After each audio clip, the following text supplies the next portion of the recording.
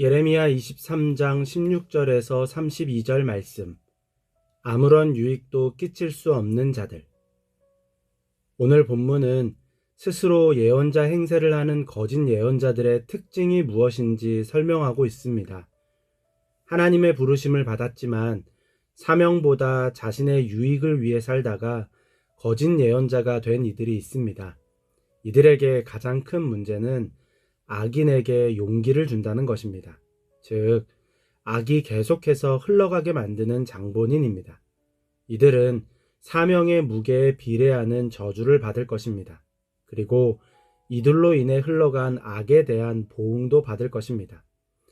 타락한 예언자도 문제이지만 이들보다 더 문제인 자들이 있습니다. 스스로 예언자라고 하는 자들입니다. 하나님께서 지목하신 스스로 예언자라고 하는 자들은 두 부류입니다. 하나는 하나님에게서 오는 말씀이 아니라 자신의 마음속에서 나온 환상을 말하는 자들입니다.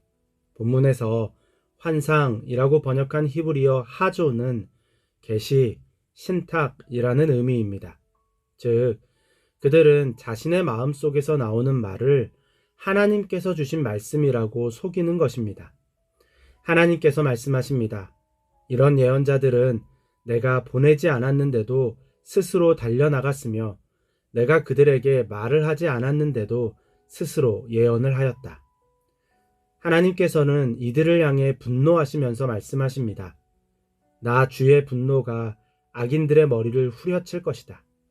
본문에서 후려칠 것이다 라고 번역한 히브리어 힐은 빙빙 돌리다, 꼬다, 근심에 빠지다 라는 의미입니다.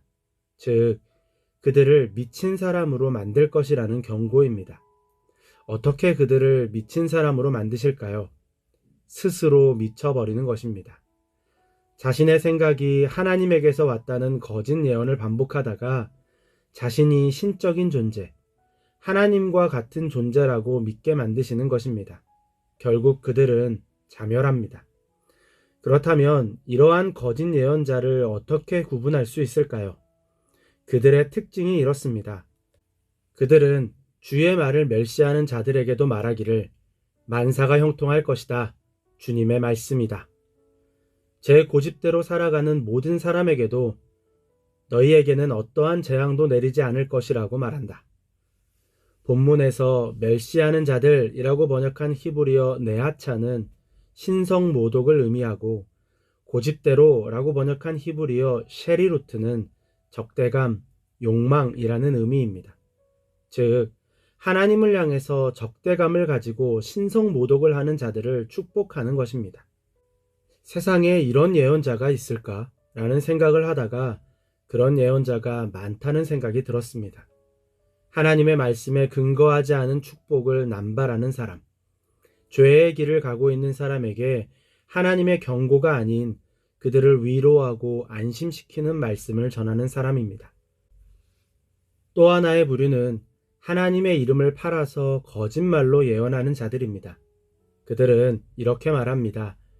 내가 꿈에 보았다. 내가 꿈에 계시를 받았다.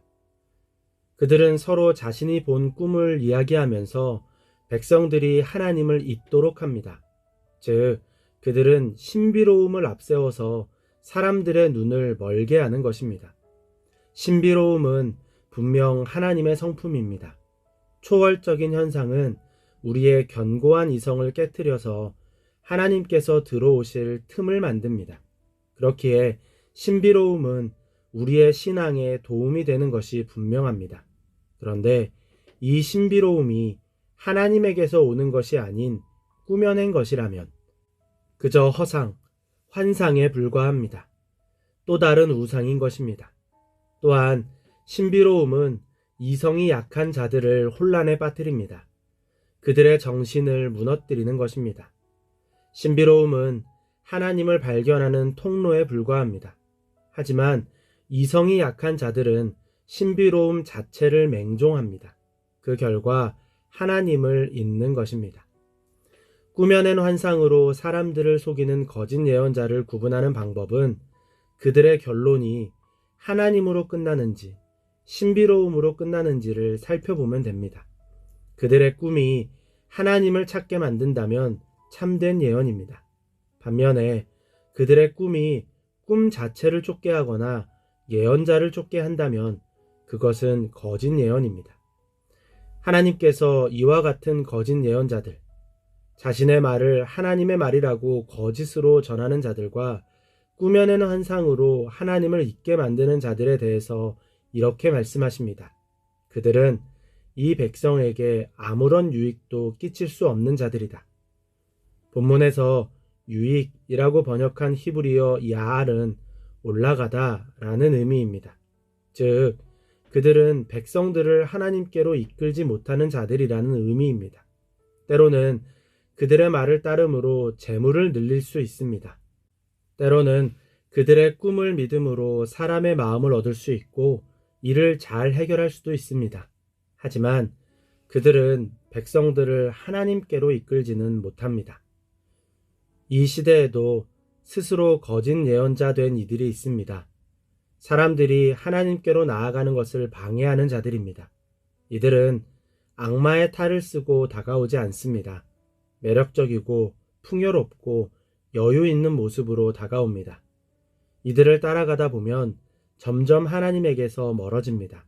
점점 하나님이 흐릿해지고 결국 하나님을 잊게 되는 것입니다. 거짓 예언자들을 구분하시기 바랍니다. 이들은 양의 탈을 쓴 늑대입니다. 동시에 자신의 삶이 거짓 예언자의 삶이 되지 않도록 점검해야 합니다. 아무리 매력적인 삶을 살고 성실한 삶을 살고 많은 이들을 돕고 많은 이들에게 영향력 있는 삶을 살더라도 사람들의 시선이 멈추는 곳이 자신이라면 거짓 예언자의 삶을 살고 있는 것입니다. 함께 살아가는 사람들의 시선이 나를 통해서 하나님께로 나아가는지 아니면 자신이 시선의 종착역이 되는지 살펴보시기 바랍니다. 사람들의 잘못이 아닙니다. 내가 그 시선을 즐기고 있는 것입니다. 자신도 모르게 스스로 거짓 예언자가 될 수 있습니다. 시대가 악합니다. 거짓 예언자를 구분하고 스스로 거짓 예언자가 되려는 유혹을 떨쳐내는 지혜가 있기를 바랍니다.